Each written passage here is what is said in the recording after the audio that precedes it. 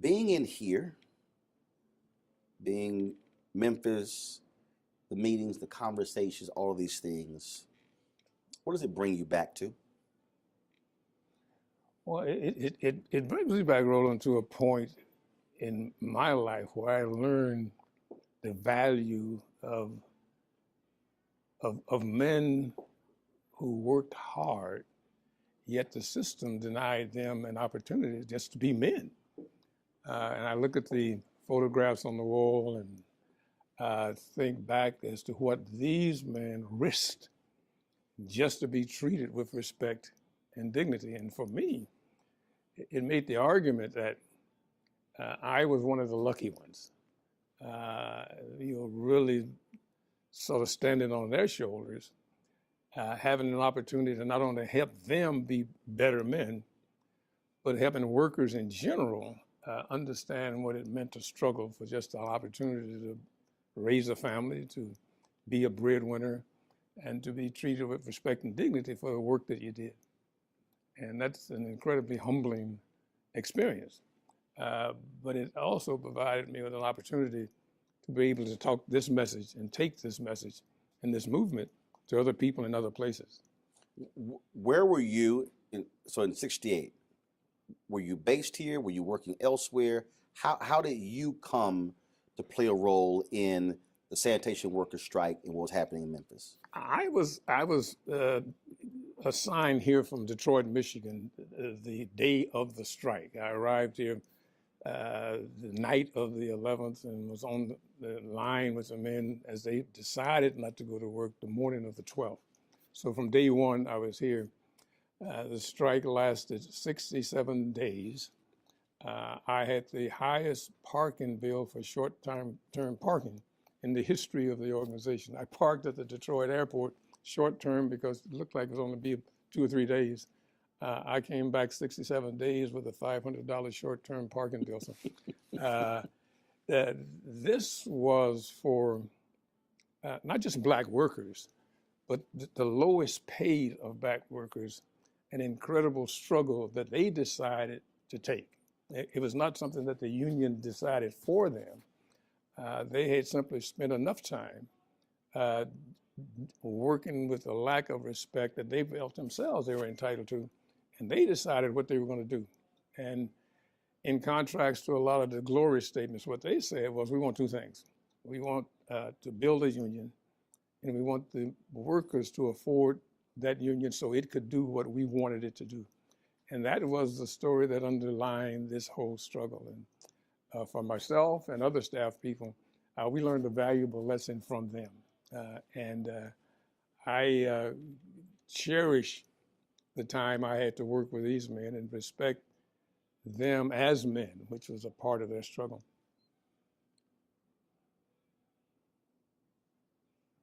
What was it about them that was different than other folks you work with who were trying to fight for their labor rights? Was it something different about them? There was something fundamentally different about them. There's that piece in the Bible that talks about the poor being with you always, but nobody ever said they're going to be the same group. These were men who recognized that they had a job to do. They was proud to do it. They had families to raise. They were committed to raising their families with all of the difficulties that they experienced. They simply wanted to be treated as men and respected for what they did. There's an incredible religious community. Men committed to showing up every morning, working very hard, irritated by the fact that they couldn't get a simple problem solved. We weren't talking about 50 cents more an hour or $5 more. We were just simply talking about the issues that generated disrespect in them as they worked. And they felt that the organization they were trying to form would really give them help in addressing some of these issues. I mean, they didn't think it guaranteed victory, but they thought that it gave them a voice in those decisions that affected their work life. And ultimately, I guess, their social life also. Where did the I am a man come from? Well, we were about 3 to 4 weeks into the strike. This was not an economic strike. This was a a strike about respect and about being treated with dignity. And it Because was, when I talked to someone, they said they couldn't take bathroom breaks. They couldn't take. It was several things they talked about. They had nothing. That wasn't about money. you know, they couldn't wash up. At the end of the day, they had to go home just like they had worked all day. There was no such thing as lunch breaks. I mean, you had to. It was just a bad situation. We reflected, and not only poor management, but poor acceptance of the responsibility of management. And these men were paying the price for those who supervised them lacking either in commitment or sensitivity. And we tried to think through what is it that would reflect not only their commitment to this, but what is it that motivated them. There was a white pastor of the church, Claiborne Temple, a young fellow by the name of Malcolm Blackburn. After one of the real difficult days, he and I were tasked with trying to come up with some slogan that would symbolize this. So many of the pastors, so many of the community leaders had talked about the difficulties that these men work with once they themselves learn. And so we took some of their speeches, some of their slogans, some of their comments, and we just put a whole lot of words on the table to try and see what we could come up with that would be simple and short. So after maybe 2 hours worth of working with it, we came up with the slogan, "I am a man." And it sort of reflected what we thought their commitment to this struggle was. They simply wanted to be treated as men. And, you know, across the South, you could go from boy to uncle to grandpa without ever landing on the position of man. And so when we put that on a sign, we had a march scheduled for the next day. We came up with that sign the night. The sign was printed in the print shop of the AME church. So when men saw them the next morning, folks were running, "I want a sign like that. I want that kind of sign to put around my neck when we march." So why the underline of "am"? Well, speaking personally, I am. And if you think for a moment, these are the lowest of the low paid. These are garbage men. I made friends with a fellow by the name of Ed Gillis. He had worked for the city for 20 years. He earned $7.80 a day. And he wasn't complaining about it. I mean, he was much more committed to getting a resolution to a today problem. He'd worry about the rest of it later on. But it gave him a sense of pride. And for the work that they did, they simply want to be respected for it. And I had an interview with a reporter, and I said, when's the last time you told your garbage man thank you? You know, when is the last time you told him you appreciate what he does? And folks said, well, I never thought about it. And that was almost symptomatic of the conditions that these men had. And that was across the city. It wasn't uniquely to the white community or the black community. They didn't get respect from anybody because nobody understood what they did. Most of us, we put the garbage out back and we figure it just disappears. And the fact that they wanted to be respected for what they did and to be treated as a man. And that became a piece of glue that you couldn't change to this day. You said that these men, if y'all asked them to run through a wall, they would say, "Okay, let's go." I mean, they were so committed to forming their union because they had developed among them the belief, not that the union was going to win everything for them, but at least they would have a voice. They didn't have Yale degrees or Harvard stuff. They were just plain workers. Most of them out of the South, most of them old before their time. I mean, this kind of work makes you old before your time. And they didn't have any misunderstanding about what was possible. They simply wanted an opportunity to be treated with decency and dignity. And when we developed the slogan, I hate to say it, we probably could have ended the strike the next day because they felt just that proud of their commitment to this. We had to have a conversation with them because they had grown attached to this sign. We said, look, if we're going to proceed on this, what we want you to do is go home and talk to your wife. tell her what you're doing, and then tell her what you think you're doing. And if she agrees with you, we'll see you tomorrow. Because this is not going to end like that. And so everybody who came back said they had had that discussion. Now, I'm not convinced that everyone did, but at least they felt comfortable that they had their support mechanism at home in order. They were prepared to go the long term on this. And for us, what we brought to this was just a semblance of support to help them not only think through the issues, how to plan for what we thought was going to be some pretty tough days. And everywhere we see the signs, "I am a man," for the two of us, it's certainly for me, it's almost humbling that men who were so desirous of believing in themselves was prepared to take those kinds of risks. Does it bother you that every year when we approach April 4th, we forget what brought Dr. King to Memphis, and there's so much focus on him, rightfully so, but why he was here, and those individuals and their story and what they went through and what they experienced? Well, it doesn't bother me. It makes me, I think, try to understand a bit more. Dr. King may have been a great civil rights fighter and certainly a great preacher, but he was also a very strong trade unionist. He believed in the ability of folks to sit down across the table from whoever made decisions on their work life and be a participant in that discussion. And if you recall, Dr. King was really trying to put a face on poverty. And here you had the perfect example of the working poor, people who worked every day, yet had no way of raising themselves beyond their situation or beyond their circumstance.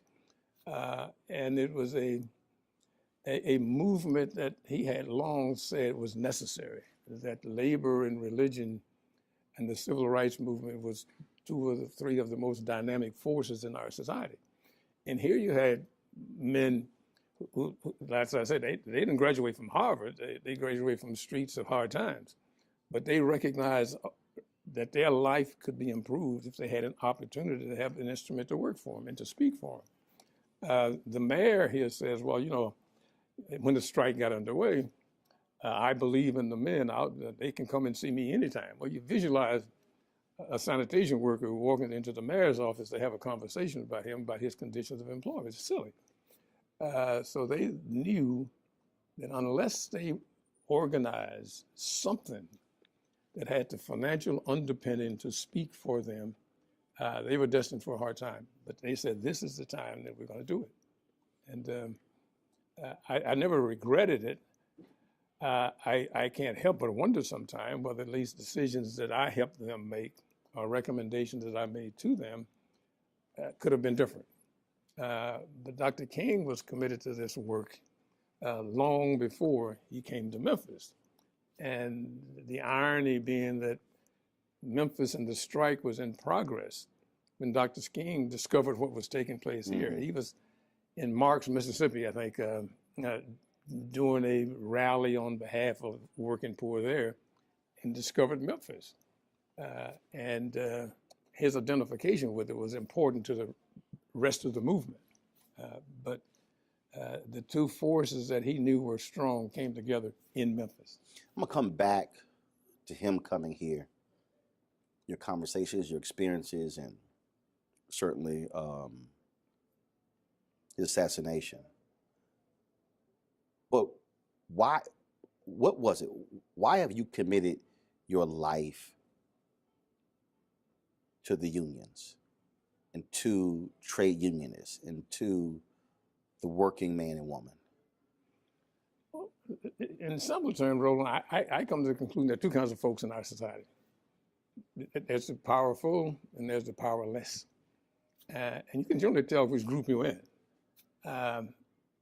When you analyze it, powerful people have things done for them. Powerless people have things done to them. And what's the difference?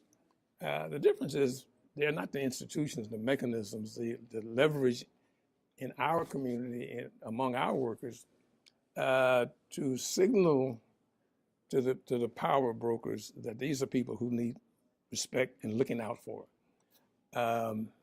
Across the South, the burden of the power structure keeping these institutions out of the hands of people who need them. And you can see it wherever you go. I mean, you can spot a low-wage neighborhood when you drive through it. Mm-hmm. And the reason it's low wage is because they have no way of gaining better wages, better benefits, social power, political power. And those are the things I think a trade union brings to workers in any setting that they work in. If you look at our nation as a whole, or the world as a whole, those people who have access to political power, to social leverage, to better conditions, have trade unions. Roosevelt in 33, 34, whenever, he recognized the imbalance of power also and created the National Labor Relations Act, and people got the right to organize. But even in his wisdom, he left a lot of people out. And the fact that he left a lot of people out, we're paying for some of that today. Workers who have high skills, who have access to training and preparation, life may be difficult for them, but it's not impossible. For workers like sanitation workers who have no opportunity to organize, no opportunity to be represented, no opportunities or the skills to appear before a commission or a board and tell their story, they have nothing. And my commitment to trade unionism is because it doesn't do things for them, but it creates space where they can help themselves do things.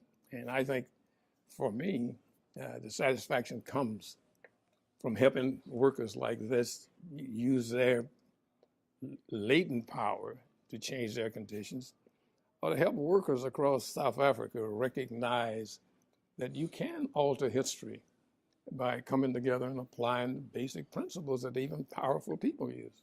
That is, you can use your strength to alter your conditions. Prior to him coming to Memphis, had you known Dr. King, talked to him, met with him? Had met with him once, had talked with him once, and we were discussing the same thing we're discussing now. How do we change the condition of the working poor? You've got millions of people who work in hospitals. They get sick, they can't even get into bed that they make up. We had talked once about a program in Chicago where hundreds of thousands of hospital workers, primarily black and brown, worked in the hospitals, yet they had no way to alter their situation. And when I say alter their situation, is if you're earning average $1.35 an hour, I mean, you're not going to have a great life. You may survive. So what our discussion was is how do you merge, the civil rights movement and the trade union movement, and interject the religious community and talk about their moral responsibility to help these people, move towards a better life. And in Chicago, Dr. King ultimately created an organization called HELP, Hospital Employees Labor Project. And it helped them change their circumstance. And we weren't reinventing the wheel. We were doing what workers years and years ago did, whether it's mine workers or machinists or what have you did, to alter that situation. Now, we were also not misled that the trade union movement is no utopia. It has its shortcomings like everything else, but if it gave us an opportunity to get engaged, to get involved, to move up through the ranks of organized labor to the positions of power, that you could think through how to and where to bring organizational strength to organized workers. That was it, simple. And I became wedded to that idea. So I talked to Reverend Jim Lawson, and he said that the group decided we need to reach out to Dr. King and bring him in. He said he was tasked with making that call. Right. What was the reaction of these regular, ordinary men once y'all told him he's coming? You couldn't believe it. I mean, there was such a not only love for, respect for, but appreciation of the fact that Dr. King would identify with their struggle. And whether or not he talked about their specific situation, but just his moral authority and moral leadership would deliver a message to those who they believed held the power over their lives. And that went beyond just Memphis. Dr. King brought press no matter where he went, brought media, and the belief that if you can get the story of their strikers outside of Memphis, then perhaps other people would become sensitive to what they did. These were men who came up from the Delta, from West Memphis, or from Arkansas, who had worked a lifetime without any respect whatsoever. Like I said, this was not an economic strike. They simply wanted to find a way to resolve problems they had every day. We had a situation, Roland, where if the weather went bad, black workers in these areas were sent home. Everybody else stayed at work. If the sun came out and it stopped raining, they got paid. These guys lost a day's pay. You lose a day's pay and you make $7.80. That's a major setback. Mm-hmm. And so the question is fairness. The question of the city being sensitive to the work that they did. And it wasn't just for them as black workers, this was them for all workers. And if Dr. King could help them get that message out, if he could talk to a broader audience, they saw that as a plus. What was it like?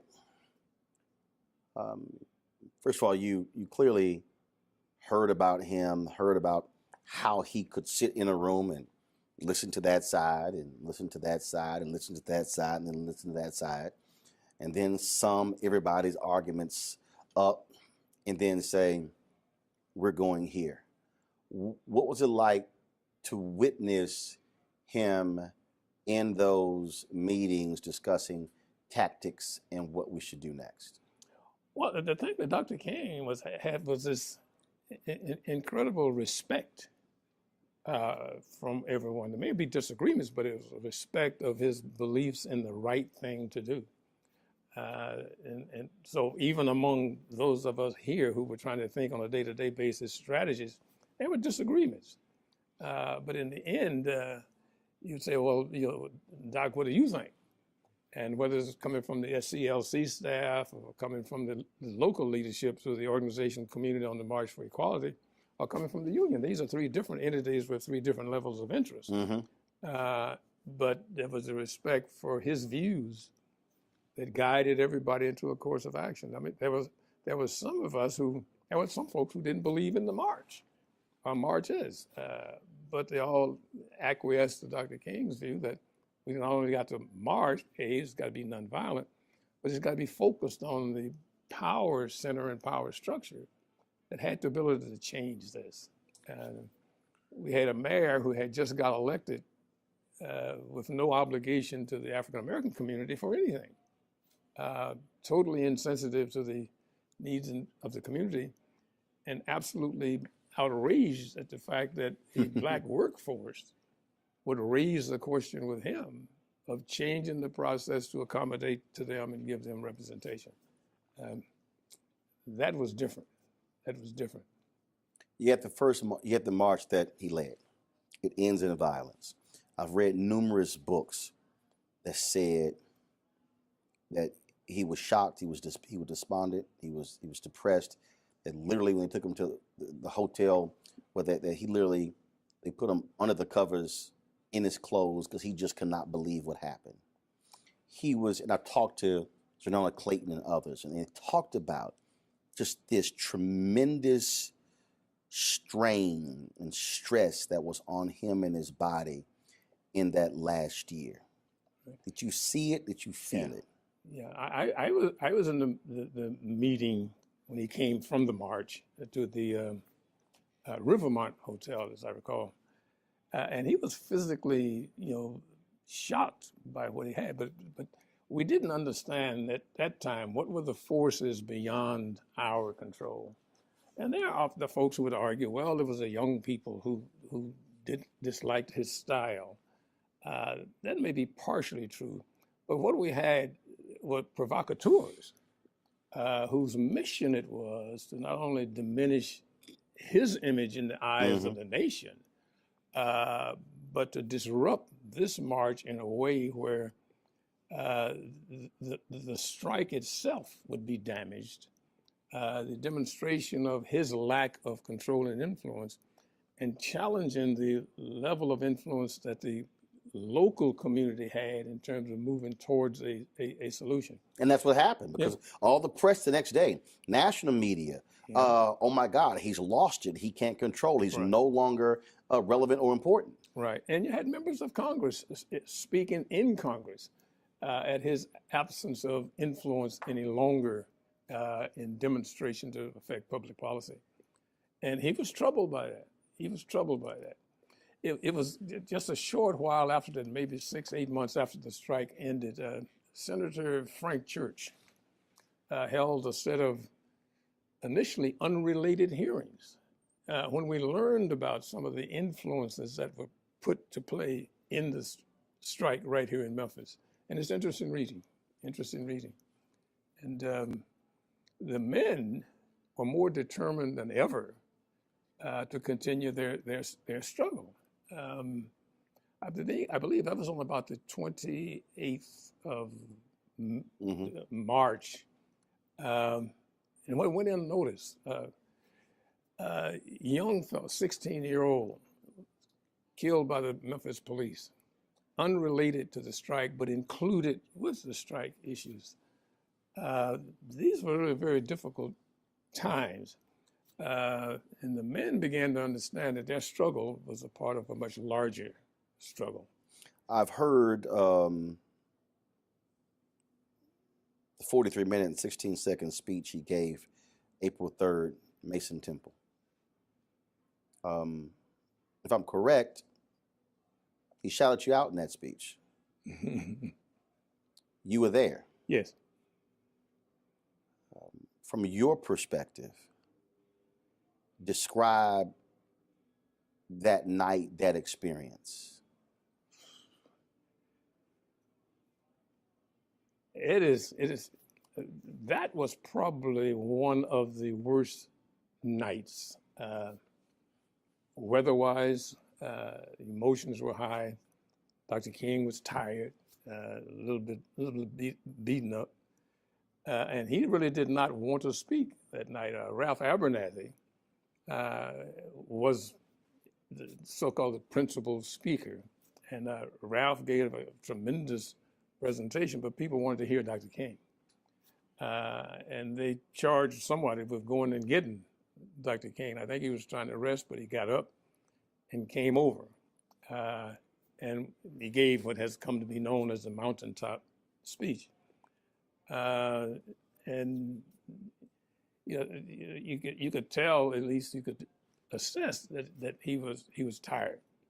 But he saw the crowd that night. He saw the recognized need for him to say something to these people. He must have had 18,000, 20,000 people. The church was at Mason Temple. And he summoned up all of his preaching skills and his analytical skills to talk about the conditions that were in front of us. And, I mean, it was just an unbelievable night. And I personally, we will not forget it. It was one of the high points of listening to social and political rhetoric. It was just a tremendous presentation. And people went out of the church ready to march, on April 5th. And I think they probably would have marched through brick walls and anything else, but it was a motivating speech, preparing them for the march that was going to take place. Were you surprised at how focused he was on economics in that speech? Because he talked about boycotts. He talked about redistributing the pain. He talked about how SCLC put money in a black bank. He talked about, again, what frustrates me is most people have heard the last 3 minutes of that speech. But to hear the totality of this 43-minute speech, where he has a laser-like focus on economics as the future pathway for African Americans. No question about what he had concluded, that there's a power system that perpetuates itself and keeps people in these conditions. And he talked about, as you said, all of the ways in which you force that system to become engaged in relieving the problems and pressures on the working poor. And as you say, he's talked about the boycotts and the movement of money and the deposits of money and all of the ways in which you can put pressure on the system to force it to become engaged in relieving the problems. It was one of the, I think, more dramatic speeches I've ever heard.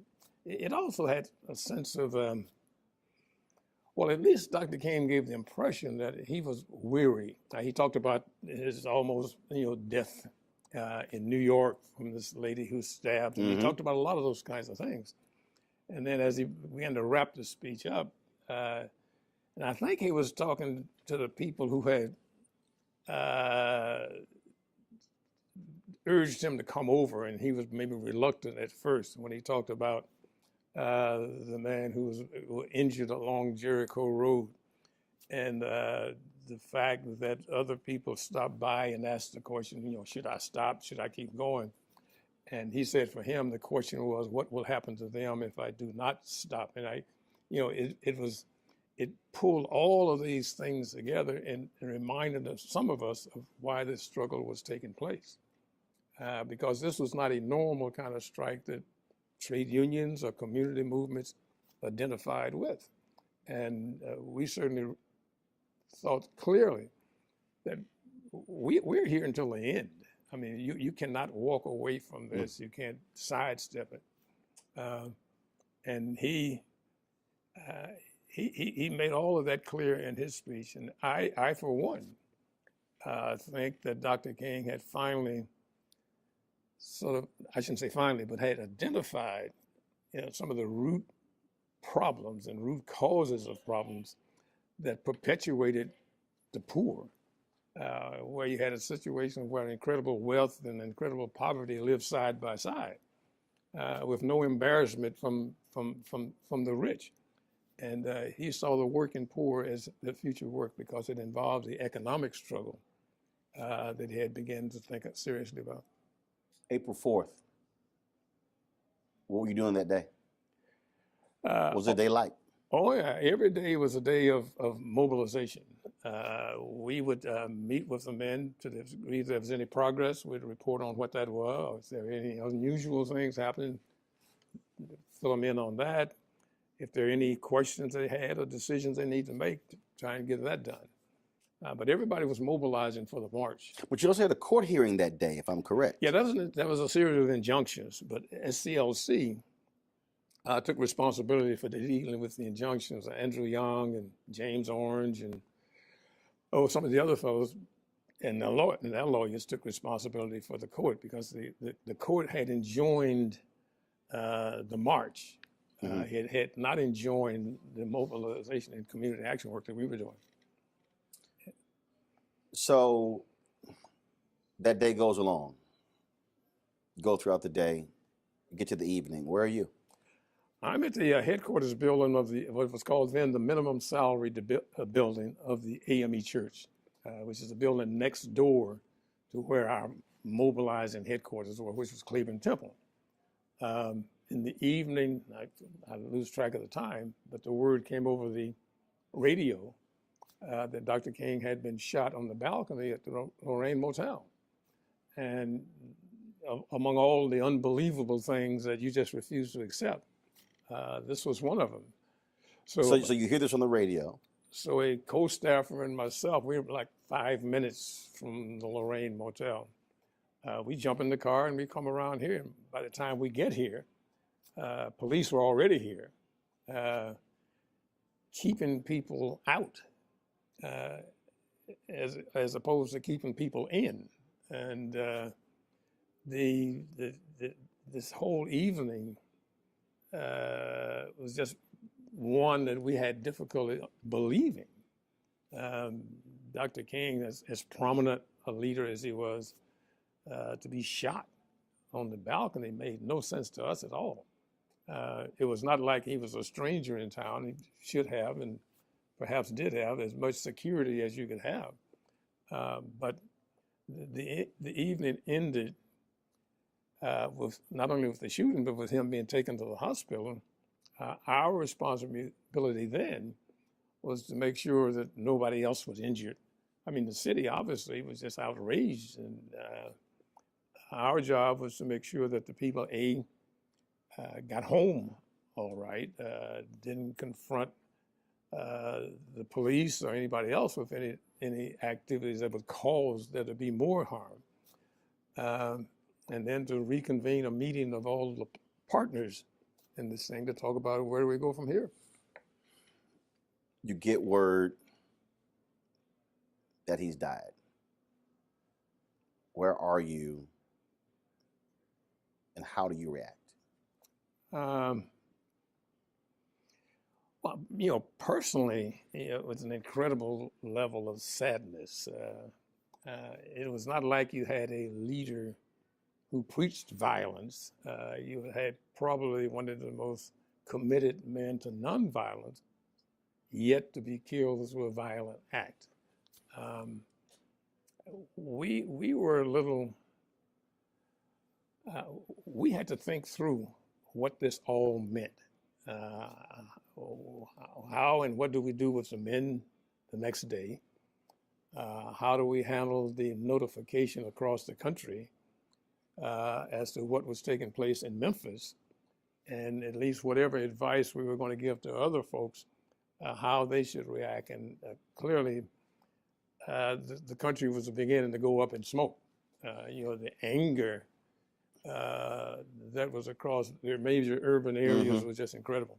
I interviewed Reverend Jim Lawson, and he said the next day he went to work. He said, we literally did not have time to stop. And he said it wasn't until either July or August that the grief hit him. He said, but literally, he was completely in work mode. Well, I think that's typical of everybody, and certainly Jim, who was such a major part of this.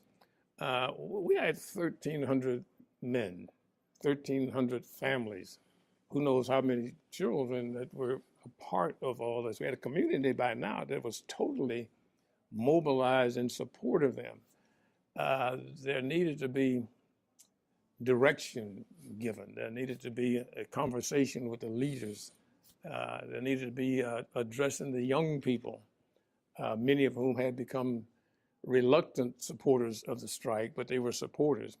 We had to at least make sure that no one gave reason for added violence against any community members. And to try as best as we could to prepare for what ultimately became a major march on behalf of Dr. King himself. And we were getting deluged with calls from all over the country of people who really want to know, is it real, is it true, is it, et cetera. I distinctly remember a call from Byatt Rustin, who was on a radio show in Westchester County someplace, where people were equally upset. And I think Byatt mentioned on the radio, if you want to do something to help people in Memphis, send $1. And the outpouring of concern and support, in a day or so, we felt down here where there was duffel bags, army duffel bags filled with dollar bills that people were so impacted by this. But as Jim said, we didn't have time to stop. We almost went from his death mode to mobilizing for this major march that we got committed to. And I believe we had 40 or 45,000 people show up for that march. We had to deal with what was going to take place in Atlanta.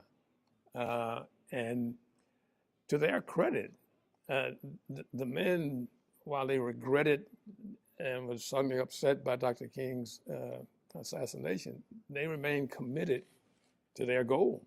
And they organized themselves. They made their own decisions about how they would respond on a city basis. I can remember we were real concerned about whether or not we wanted to take the marches back downtown. A minister here in town whose name may be lost in all the history, Reverend Henry Starks, who took just personal responsibility for organizing and mobilizing the march to dramatize to the business community and certainly to the city leadership that these men were committed to this. And I think we wanted to take a day off, but the men asked us, aren't we going back downtown? Aren't we going to march today? And for those of us who were staff, we had to really not only pick ourselves up, but to try and understand that, this was a tragedy that happened in the course of a major movement, and understand that Dr. King was certainly aware of the risk, but he is also committed to the movement. Just a couple more questions. We were out there today, the wreath laying ceremony, and you heard these men say that here they are 50 years later, still fighting for rights and respect. So many people, I think, go, well, March was successful, they got what they wanted, but the fact that they still have not been made whole. Right. That has to be angering to you. It is. Especially in a city that for the longest was black run. Black mayor, black city council. You're absolutely right, Roland. The fact that there is not a pro-worker environment, there's not a belief that workers have a right to participate in those decisions that affect their work life, which would give them the right to sit across the table and negotiate safety procedures, promotional opportunities, grievance procedures, retirement, vacation, sick leave. While these workers have much of that, they don't have the clear-cut right to do that. And even if they achieve it, one stroke of the pen can take it away or threaten its existence. We've got a responsibility, we in this context, I mean the union, trade union leadership, to develop leaders and procedures that carry on across the years. Generations. What these men did, and I really appreciate the action that President Obama took. He put them as a group into the Labor Hall of Fame because while many of them would never realize the benefits from the struggle, it laid the foundation for those who come after them to benefit. The proudest, well, I shouldn't assess for them, but I've been told by one of them the proudest moment they had was to have been told by President Obama that what they did was a part of the foundation for his being the President of the United States. And whether it's Memphis or Toledo or wherever, where men are denied the right to struggle for a better life, what you've got is a boiling pot ready to boil over. I mean, anyone should be entitled to the opportunity to speak for themselves or have someone speak for them. Yeah. I look across the room and I see a picture of the mayor of the time, as a city at that time, a fellow by the name of Henry Loeb, who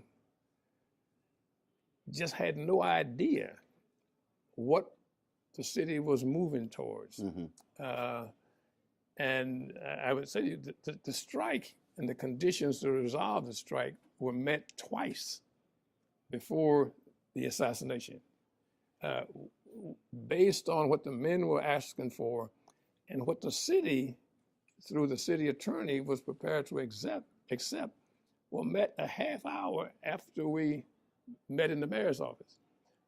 The mayor assigned his city attorney and his deputy city attorney to get with us and just sit down and put something on paper. We put it on paper, it met our needs, met their needs, they gave it to the mayor and he went berserk. I won't sit with these people and discuss their situation. I am the mayor of Memphis, Tennessee. I'm prepared to take the shirt off my back and give to them. They never understood that what they'd like to do is buy their own shirt. So we settled a strike twice.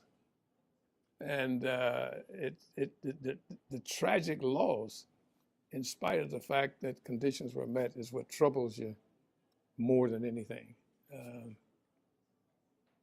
And young people who are now a part of the process should know the history of what these men did to change the situation here in Memphis, not just in the workforce, but to educate them around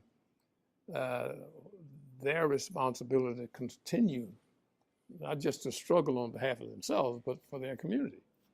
And Memphis ought to be a better place. Last question. Next to last question. We're in a period where labor participation is at its lowest. For African Americans, there's tremendous benefit to being in unions. Yet, for the last 30 or 40 years, Republicans or conservatives have been very successful at basically turning the word union into a vulgar name. Mm. How do you feel when even you hear younger folks when they hear union? Ooh, I don't want to hear that. Horrible idea. Unions are terrible. Unions are bad. They're obscene. Last thing I want is somebody controlling my money. Mm-hmm. I think one of the areas where organized labor has not done a good job is to talking about the role of organized labor in a democratic society. Many workers come into the workplace and the conditions that exist right now, benefits and et cetera, folks assume the employer gave them that out of their kindness, they decided that they needed 3 weeks vacation or what have you, without knowing how you got to that point. So we have an obligation to talk to people, not describing the employer on a constant basis as an adversary, but talking about them and our role in a contested environment where the union is fighting for the needs of not just those people who are members, but for society as a whole.